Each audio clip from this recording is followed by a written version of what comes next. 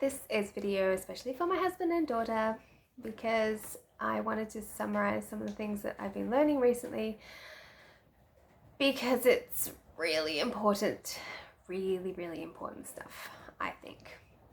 So you all know that I've been on a bit of a journey recently, learning a lot about the mystery of sexual alchemy and sacred union and how that relates to Christ's relationship with Mary Magdalene and the practices that they were involved in back in the day, which the church, as in the Catholic Church and other mainstream Christian and other religions, have tried to, it seems, tried to suppress this knowledge, which could revolutionize the entire world as we know it, because what I've been discovering seems to be something which could be quite fundamental to a lot of the issues that we face, especially in our modern day, which is really emotionally and mentally for most people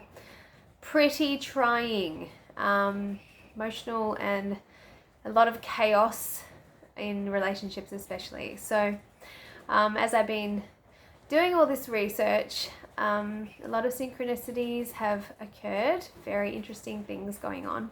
And one of those, firstly, I've had all these things happening about the Tree of Life.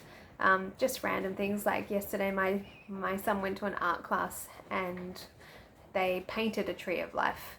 A little while ago, my same son, he went up to the forest and he came back with this, which is a Tree of Life with the jewels in the colours of the 7 chakras as the leaves. I don't know if you can see that very well, it's a bit fuzzy. Which is fact, like it was just hanging on something in the forest in our property.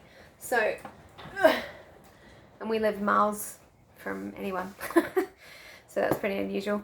I found a Tree of Life charm that I put on my necklace. Anyway, and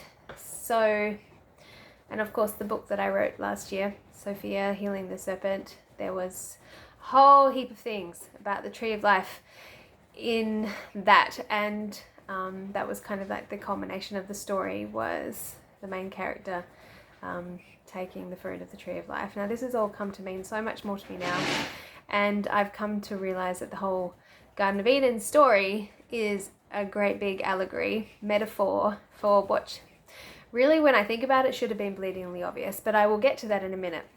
The other thing that has happened, which has really opened my eyes to some new information, was sent to me by a really good friend. It's all backwards but that says Cupid's Poisoned Arrow. It's a book written by a lady called Marnia Robinson. I think it's been out for about 15 years. I think it was 2009. Anyway, but it's new information to me, and it's information that I think everybody in the whole world needs to know. So she spent a decade or so researching the neurochemical effects of orgasm on the brain and the physiology of human beings, because she started to notice some things in her own life and decided to turn it into a big research project. So there's a lot of anecdotal information from her own tried and failed relationship scenarios, but also other people's, but then it's all backed up with not just scientific research, there's that in there, but also she includes lots of wisdom texts from all sorts of different sources from ancient times, and shows how maybe they understood a lot more than we do now about in these sort of sacred inner circles of initiates, about the true nature of the sexual relationship between men and women, and how to benefit the most from an intimate relationship, and why orgasm is a problem. And I'm just going to try and summarize the most of what so far. I haven't actually finished reading the book, I'm only about a third of the way through, but I just wanted to summarize some of the main points that I think make doing further research compelling, and that is firstly that when they do sort of brain scans, or I don't know, use electrodes and stuff to look at the brains of well, it was specifically on men when they orgasm, it turns out that what's firing off is exactly the same as somebody who's taking a hit of cocaine or heroin. So the effects of orgasm are exactly the same as intense drug taking, turns out. So while this might not sound very surprising, I just wanted to demonstrate what happens at the point of orgasm. So she's talking about dopamine as one of the main chemicals that we're dealing with in the brain, but there are other chemicals involved. So I'm just going to give the simplified sort of overview of what actually happens. All right, so first of all, so you've got, okay, so pretend this is homeostasis, right? Assuming that you were receiving a constant release of dopamine at the optimal level. Okay, so that's what that line represents. So what happens when you orgasm is that you get a dopamine hit that's like this, whew, immediately followed by a crash. All right, as the body compensates for the hit because it's too much. I'll show you what this looks like in terms of the the receptors in a second. So then you have this thing. So for the next 2 weeks, she calls it the 2 weeks post-orgasmic cycle, your dopamine levels look like this. So you have this immediate crash afterwards, which manifests in, like, partners just immediately losing interest, like right after climax. So while that doesn't always have to happen, that is what's happening on the brain level, okay? So after that, for 2 weeks, it sort of looks like this, all right? And then it'll sort of get almost back to square, and then you have another big dip right before the end of the 2 week cycle before it returns to homeostasis, to optimal levels. So this is the body trying to find equilibrium again with its dopamine. So this is assuming that there's like no other sort of no orgasms happening in this 2 week period. Okay, so you get this peak of dopamine and then this low. And so these low periods for 2 weeks after are characterized by not just a change in like maybe energy levels, but also perception shifts. So her whole book is about how what happens over the course of a relationship, that once this sort of high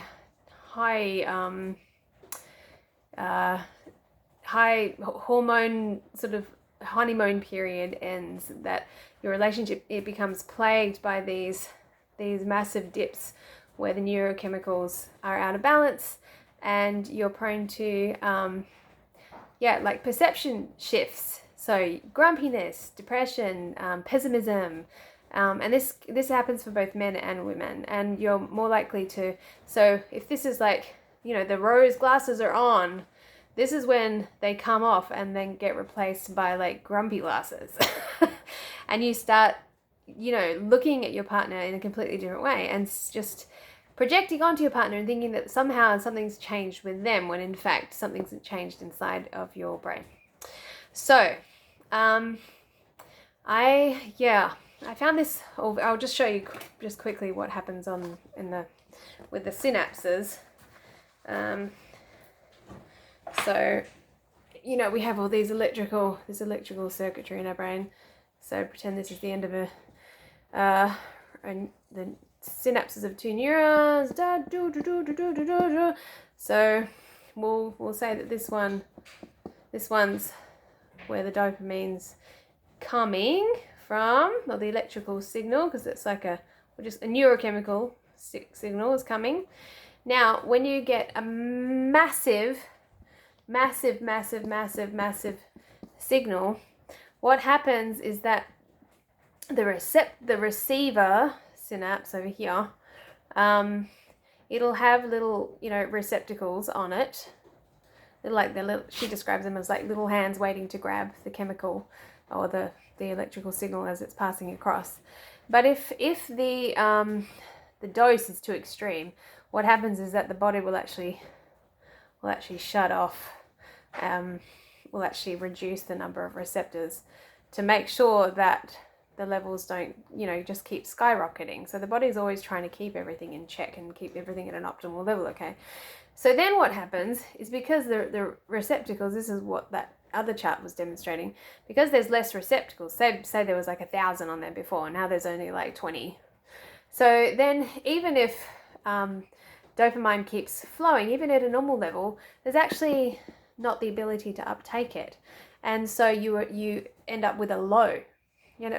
Kind of reminds me of like diabetic situation, like type 2 diabetes is when the cells just stop, just start refusing to take, because sugar levels have been elevated for so long, the cells eventually just shut down and stop, just won't take, the insulin's there to pass it across, but the cells won't take the sugar in because they're saturated. Similar kind of effect. So, but unfortunately, when you're experiencing the low, or experiencing any low, you'll experience cravings. This is where the addiction cycle comes into play. So because you're at a low ebb, you start craving things, and so you'll try to grab anything that's going to give you another dopamine hit. And this, so here's where, things like craving for drugs, or like if you can't get more sex to give you another hit, if that's not a possible option, people start reaching for other things,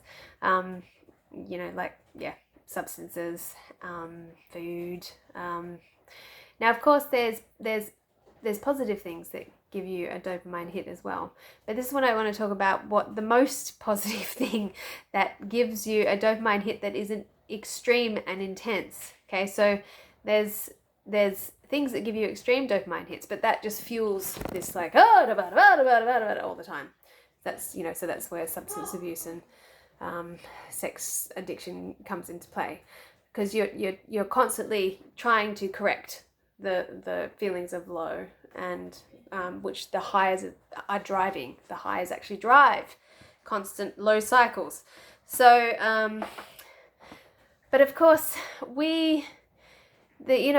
ideally we can maintain a consistent level of dopamine with healthy activities too. Now the best and the thing that human beings are most likely to achieve a consistent state of healthy hormones is through consistent loving social connection. So she's not really talking in the book from this angle, but I really wanted to bring this in because this is where I think we're really going wrong, because she's kind of blaming the whole cycle on like genes driving us to procreate, and I'm not saying that that's not a thing. Of course it's a thing, but I really believe that we are wired for connection. As human beings, we are wired for connection. And we you hear those stories about those orphans in Russia, those babies who, just died in the orphanage, and they were receiving everything that they needed physically, but they weren't being touched or, handled with loving care. They were just their physical needs were just being met, and they would just die. They just kill up and die. And they couldn't work out why, but then they realized that if they just gave them a little bit of affection and attention, that they would go from dying to thriving. And there's lots and lots of other research and anecdotal things that I could share, but so I'm already at 14 minutes. So just the point being that we're wired for human connection. And I can speak to this personally because you guys, Craig, you know this, but I've, had a lot of times in my life as an adult, and especially as a mother, where I felt just so emotionally depleted from a lack of attention and affection from other human beings. And especially lately, like this, since we moved out to this house, I've put on 15 kilos in a year and a half, and it's because I've been overeating, not eating rubbish particularly, but just eating too much, because I do get a feeling of comfort when I put food in my mouth. And because I'm not interacting with people, because we live so far away from everyone on a regular basis, I don't have a social support network, and I don't see my hubby, who's watching this, very often. And when we do see each other, I think, both of us grew up with kind of a lack of affection. So obviously there's a pattern there of not nurturing each other with adequate physical touch and affection. Because what people need, they need more, and this is what happened again with this whole dopamine level thing. Effects of high dopamine levels in general, like where you're constantly taking like hits all the time to try to mitigate against these dips. If you're living up here, so here's your ideal dopamine level. But people who don't have enough affection and attention will have consistently low dopamine levels. And I mean, what can happen in childhood, of course, if you don't get enough nurture, which is just literally like, things like eye gazing, physical touch, but it has to be safe touch. If in childhood you haven't received enough care and nurture, like non-sexual care and nurture, or you've been the recipient of overtly sexual or aggressive touch, violence, so neglect or violence, this can set up, some like serious, resistance and barriers to even receiving love and care from people. Even if people are willing to give you that kind of affection, you tend to shun it because you see people as a threat. So then if you're living at this low ebb where you're just simply lacking social connection, you're going to be more prone to addiction. You're going to be more prone to addiction because you're constantly trying to get your levels up here, and because you're going to be doing things that are going to spike you. It's just going to fuel the cycle because you're just going to be going like this. So here's where I think that this is really the root cause of addiction behaviors in humans, of what in so many different, that can look like so many different things.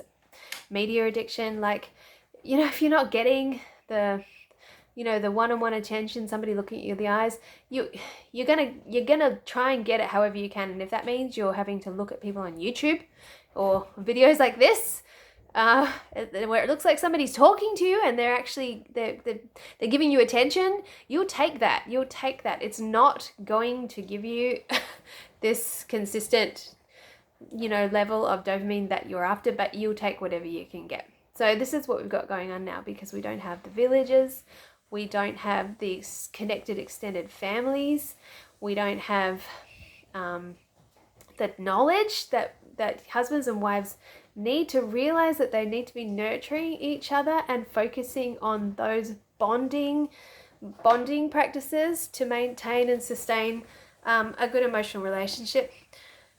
So I'll go more into the sacred sexuality aspect of it in another video, because this one's long enough, but it's a good place to start to just recognize the need that we have, that the greatest need we have is for non-orgasmic, safe, affectionate physical nurture and attention, and it's not just like a luxury. It's actually a human need. And if you're not getting that, and you're a human being, you're going to try and compensate. You're going to try and elevate your dopamine levels and other hormones that are involved in that process. You're just going to try and find substitutes, because it's not optional. It's not something that you can be like, maybe I can live without it. No. Now, I'm sure that there's other things that you can, obviously, there are other ways of helping that situation. Like there's other healthy activities that also elevate appropriate hormones to give you good feelings, such as, exercise and meditation, that kind of thing. But if you're like me and you're a stay-at-home mum and your energy levels are already at a low ebb because you're constantly trying to nurture somebody else other than yourself, and you don't have time to just invest in yourself all the time and give yourself those good hits and do creative activities that are going to make you, you know, fill your cup and help you get those healthy dopamine levels by yourself without help from other people, then you kind of you know, you need somebody else to kind of pitch in and give you some of that, and that's not something that should be, you know, we've got such an obsession with people being independent in every way in our culture, but really humans need other humans. It's not optional. We can see what's happened as this increasing disconnection goes on in this world, that people aren't coping, people are not happy, so it's not a luxury extra, which is just nice to have. It's a basic human need to have that just nurture and affection and care and safe touch and love. So I'm going to talk more in a follow-up video when I've got the time about the slightly more mystical aspect of what sacred sexuality was really all about. But first you have to get your head around why orgasms cause a problem for relationships, what happens on the brain level with orgasms and how that can create a negative cycle. So I'll pick it up from there later.